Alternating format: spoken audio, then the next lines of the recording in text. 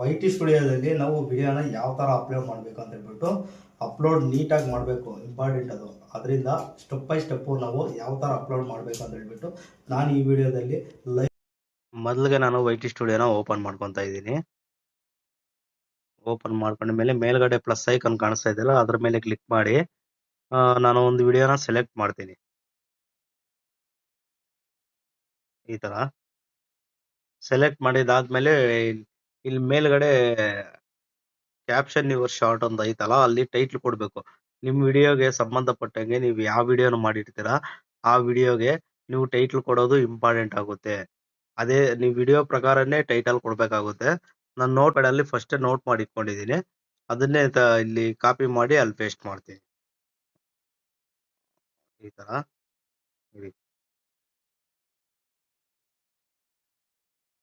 Copy ಮಾಡಿ ಇಲ್ಲಿ paste ಮಾಡಿ. ಇಷ್ಟೇ, ಸಿಂಪಲ್. ಇಲ್ಲಿ ಶೋ ಮೋರ್ ಆಯ್ತಂತಲ್ಲ ಕೆಳಗಡೆ, ಇದ್ರ ಮೇಲೆ ಕ್ಲಿಕ್ ಮಾಡಿ ಆಡ್ ಡಿಸ್ಕ್ರಿಪ್ಷನ್ ಅಂತ ಓಪನ್ ಆಗುತ್ತೆ.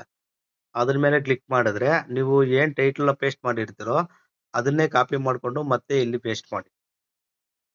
ಆಯ್ತಲ್ಲ, ಟೈಟ್ಲ್ ಇವಾಗ ಕಂಪ್ಲೀಟ್ ಆಯ್ತು. ಇವಾಗ ಏನ್ ಮಾಡ್ಬೇಕು ನಾವು ಇದಕ್ಕೆ ಸ್ವಲ್ಪ ನೀವು ವಿಡಿಯೋಗೆ ಸಂಬಂಧಪಟ್ಟಾಗೆ ಏನಾನ ಡಿಸ್ಕ್ರಿಪ್ಷನ್ ಬರೀಬೇಕು ಅಂತ ಅನ್ಕೊಂಡಿದ್ರೆ ನೀವು ಯಾವ ತರ ಬೇಕಾದ್ರೂ ಸ್ವಲ್ಪ ಆಡಿಯನ್ಸ್ಗೆ ಅರ್ಥ ಆಗಂಗೆ ನೀವು ಡಿಸ್ಕ್ರಿಪ್ಷನ್ ಬೇಕಾದ್ರೂ ಬರ್ಕೊಬಹುದು. ನಾನು ಆಲ್ರೆಡಿ ಅಪ್ಲೋಡ್ ಮಾಡಿದ್ದೀನಿ ವಿಡಿಯೋನ, ಅದಕ್ಕೆ ನಾನೇನು ನಿಮ್ಗೆ ತೋರ್ಸೋದಕ್ಕೋಸ್ಕರ ನಾನು ಈ ತರ ತೋರಿಸ್ತಾ ಇದ್ದೀನಿ ಅಷ್ಟೇ. ನೀವು ಬೇಕಾದ್ರೆ ಇಲ್ಲಿ ಮೆನ್ಷನ್ ಮಾಡ್ಬೋದು ಆಡಿಯನ್ಸ್ಗೆ ಅರ್ಥ ಆಗಂಗೆ ಈ ವಿಡಿಯೋ ಬಗ್ಗೆ ಏನಿದೆ, ಈ ವಿಡಿಯೋದಲ್ಲಿ ಮಾಹಿತಿ ಏನಿದೆ ಅಂತ ಹೇಳ್ಬಿಟ್ಟು ನೀವು ಬೇಕಾದ್ರೆ ಡಿಸ್ಕ್ರಿಪ್ಷನ್ ಅಲ್ಲಿ ಇಲ್ಲಿ ಬರೀಬಹುದು.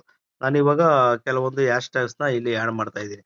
ಅದನ್ನು ಇಲ್ಲಿ ಕಾಪಿ ಮಾಡಿದ್ದೀನಿ. ಇದು ನೋಟ್ ಪ್ಯಾಡ್ ಅಲ್ಲಿ ನಾನು ಫಸ್ಟೇ ರೆಡಿ ಮಾಡಿ ಇಟ್ಕೊಂಡಿದ್ದೀನಿ. ಅದನ್ನೇ ಕಾಪಿ ಮಾಡ್ಕೊಂತೀನಿ ಈ ತರ ಕಾಪಿ ಮಾಡಿ ಆ ಡಿಸ್ಕ್ರಿಪ್ಷನ್ ಅಲ್ಲಿ ನಾನು ಅದನ್ನ ಪೇಸ್ಟ್ ಮಾಡ್ತಾ ಇದ್ದೀನಿ ಈಗ. ಅಷ್ಟೇ, ಸಿಂಪಲ್. ಇದಾಗಿದ್ದಾದ್ಮೇಲೆ ಥರ್ಡ್ ಸ್ಟೆಪ್ ಏನಪ್ಪಾ ಅಂತ ಹೇಳಿದ್ರೆ ಲೊಕೇಶನ್ ನ ಸೆಲೆಕ್ಟ್ ಮಾಡ್ಕೊಬೇಕು. ನೀವು ಯಾವ ಲೊಕೇಶನ್ ಇಂದ ಶೇರ್ ಮಾಡ್ತಾ ಇದ್ರ ವಿಡಿಯೋ ಆ ಲೊಕೇಶನ್ ನ ಇಲ್ಲಿ ಆಡ್ ಮಾಡ್ಕೊಳ್ಳಿ. ಆ ಲೊಕೇಶನ್ ಇಲ್ಲಿ ಫಿಕ್ಸ್ ಆಗುತ್ತೆ. ನೆಕ್ಸ್ಟ್ ಒನ್ ಅಂತ ನೋಡೋದಾದ್ರೆ ನಿಮ್ಗೆ ಈ ವಿಡಿಯೋ ಪ್ಲೇ ಲಿಸ್ಟ್ ಅಲ್ಲಿ ನಾನು ಇಕ್ಕೊಬೇಕು ಅಂದ್ಕೊಂಡಿದ್ರೆ ಆಡ್ ಟು ಪ್ಲೇ ಲಿಸ್ಟ್ ನ ಕ್ಲಿಕ್ ಮಾಡ್ಕೊಂಡು ನೀವು ಅದಕ್ಕೆ ಒಂಥರ ಬೇಕಾಗಿರೋದು ಒಂದು ಟೈಟಲ್ ಕೊಟ್ಕೊಂಡು ನೀವು ಆಡ್ ಪ್ಲೇ ಲಿಸ್ಟ್ ಅಲ್ಲೂ ಅದನ್ನ ಆಡ್ ಮಾಡ್ಕೊಬಹುದು. ಅದಾಗಿದ್ದಾದ್ಮೇಲೆ ಇಲ್ಲಿ ಪೇಯ್ಡ್ ಪ್ರಮೋಷನ್ ಅಂಡ್ ಬ್ರಾಂಡ್ಸ್ ಅಂತ ಐತಲ್ಲ, ಇದ್ರ ಮೇಲೆ ಕ್ಲಿಕ್ ಮಾಡಿ. ನಿಮ್ಗೆ ಯಾರನ್ನ ವಿಡಿಯೋ ಮಾಡೋದಕ್ಕೆ ಪ್ರಮೋಟ್ ಮಾಡಿದಾರಾ ಇಲ್ವಾ ಅಂತ ಹೇಳ್ಬಿಟ್ಟು ಇಲ್ಲಿ ಕೇಳ್ತದೆ. ಪ್ರಮೋಟ್ ಮಾಡಿದ್ರೆ ಎಸ್ ಅಂತ ಕೊಡಿ, ಪ್ರಮೋಟ್ ಮಾಡಿಲ್ಲ ಅಂತ ಹೇಳಿದ್ರೆ ನೋ ಅಂತ ಕೊಡಿ ಅಷ್ಟೇ. ಇಲ್ಲಿ ಕಮ್ಯುನಿಟಿ ಐತಲ್ಲ, ಇದ್ರ ಮೇಲೆ ಇದೇನು ಅವಶ್ಯಕತೆ ಇರಲ್ಲ. ಕೆಳಗಡೆ ಎ ಇಶ್ಯೂ ಕ್ಯಾಟಗರಿ ಟ್ಯಾಗ್ಸ್ ಅಂತ ಐತಲ್ಲ, ಇದ್ರ ಮೇಲೆ ಕ್ಲಿಕ್ ಮಾಡಿ.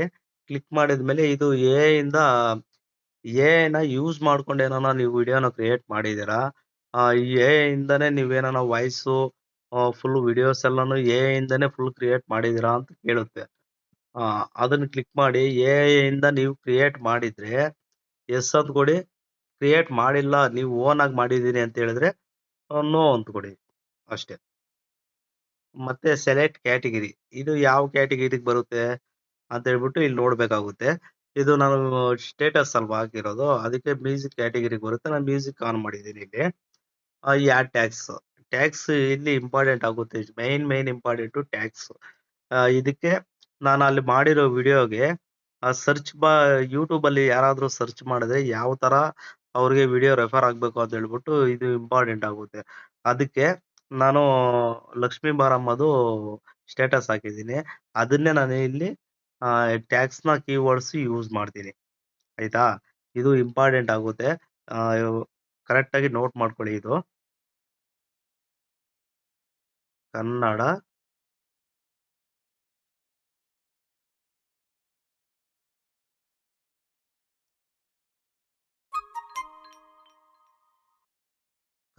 ಸ್ಟೇಟಸ್.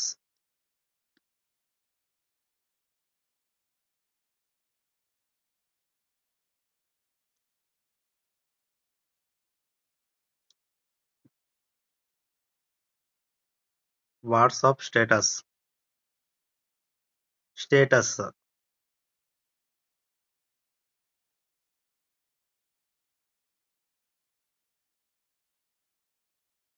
ನನ್ನ ಚಾನಲ್ನ ಆ್ಯಡ್ ಮಾಡ್ತೀನಿ.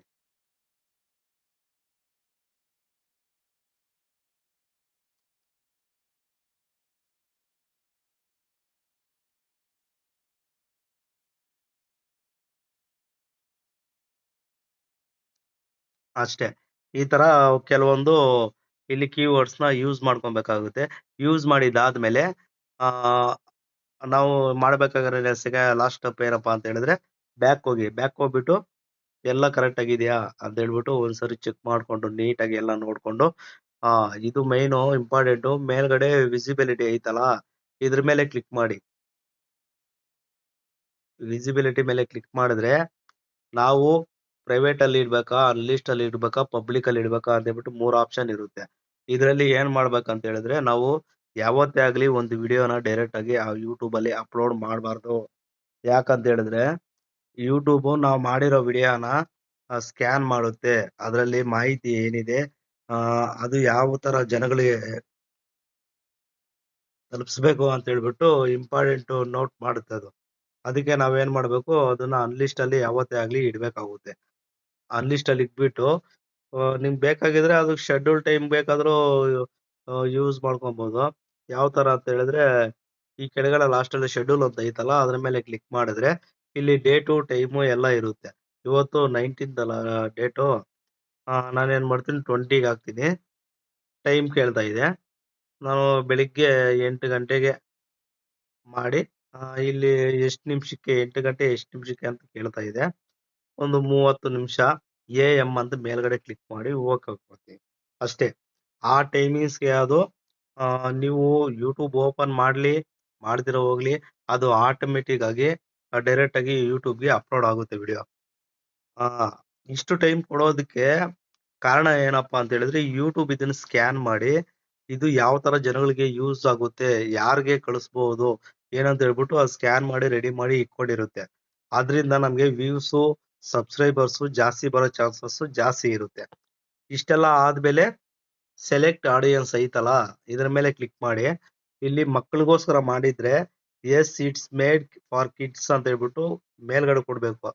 ಇಲ್ಲ ಮಕ್ಕಳಿಗೋಸ್ಕರ ಏನು ಮಾಡಿಲ್ಲ ಇದು ಓನ್ಲಿ ಆಡಿಯನ್ಸ್‌ಗೋಸ್ಕರ ದೊಡ್ಡೋರ್ಗೋಸ್ಕರ ಅಂತ ಅನ್ನಂಗಿದ್ರೆ no it's not made for kids ಅಂತ ಹೇಳ್ಬಿಟ್ಟು ಇದ್ರ ಮೇಲೆ ಕ್ಲಿಕ್ ಮಾಡಿ. ಅಷ್ಟೇ.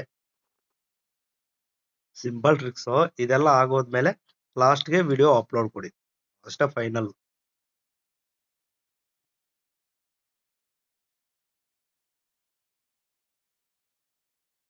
ಅಷ್ಟೇ. ಇವಾಗ ಆಟೋಮೆಟಿಕ್ ಆಗಿ ಅದು ಅಪ್ಲೋಡ್ ಆಗಿ ನೀವು ಶೆಡ್ಯೂಲ್ ಟೈಮ್ ಏನ್ ಕೊಟ್ಟಿರ್ತಾರೋ ಆ ಟೈಮ್‌ಗೆ ಅದು ಯೂಟ್ಯೂಬ್‌ಗೆ ಅಪ್ಲೋಡ್ ಆಗುತ್ತೆ ಅದೇ. ಇಷ್ಟೇ ಫ್ರೆಂಡ್ಸ್. ಈ ವಿಡಿಯೋ ನಿಮ್ಗೆ ಇಷ್ಟ ಆಗಿದ್ರೆ ಸಬ್ಸ್ಕ್ರೈಬ್ ಮಾಡಿ, ಲೈಕ್ ಮಾಡಿ, ಕಾಮೆಂಟ್ ಮಾಡಿ. Thank you for watching. Thank you friends.